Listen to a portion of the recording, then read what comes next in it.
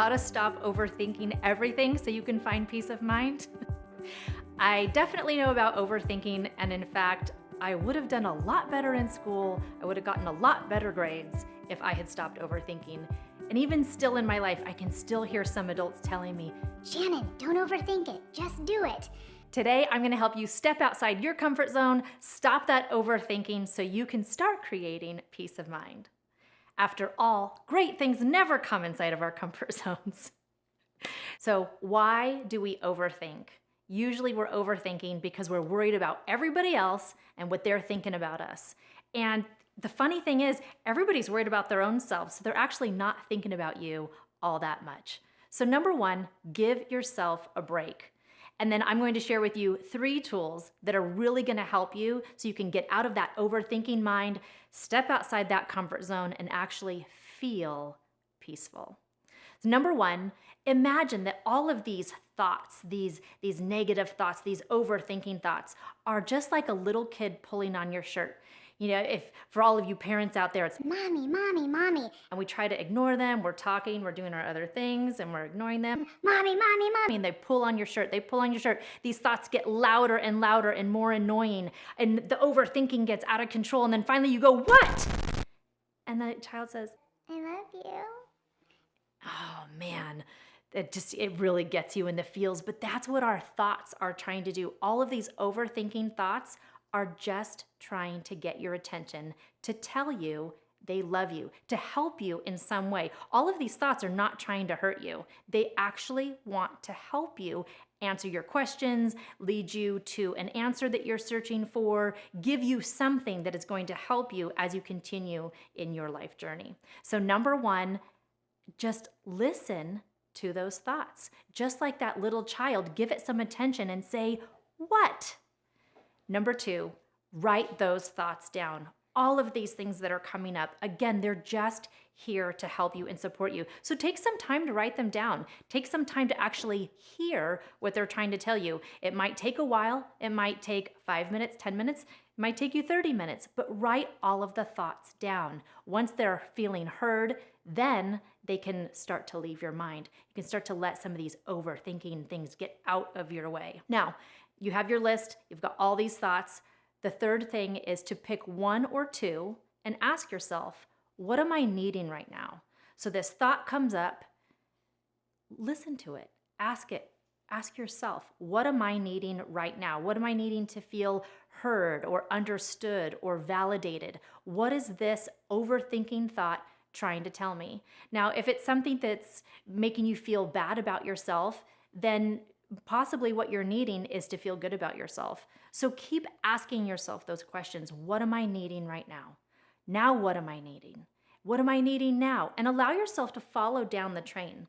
So here's a really cool idea and understanding about the subconscious is if you ask your brain a question, just like a computer, it's going to give you an answer.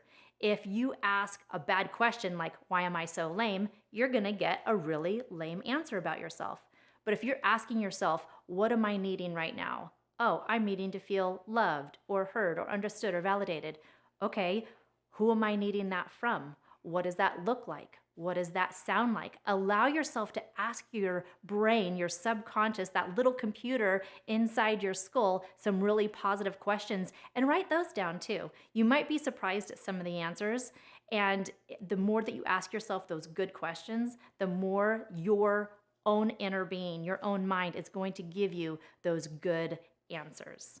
And from there, you'll find if you put this into practice, that overthinking will actually start to quiet down. It will start to calm down, and you'll start to feel more peaceful for no good reason other than you were able to clear out all of that negative chatter. Now, to finish off, I want to talk about the problem with the comfort zone. But first, let me give you a real-life example of how I stopped overthinking. So as I was building my new brand, I felt like I wasn't making any movement.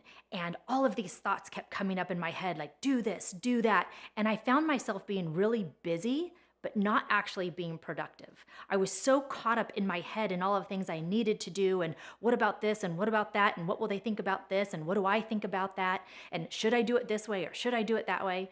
So I did take some time for myself. I wrote everything down, every thought, every idea, every little itty bitty chatter that was in my head. I wrote it all down.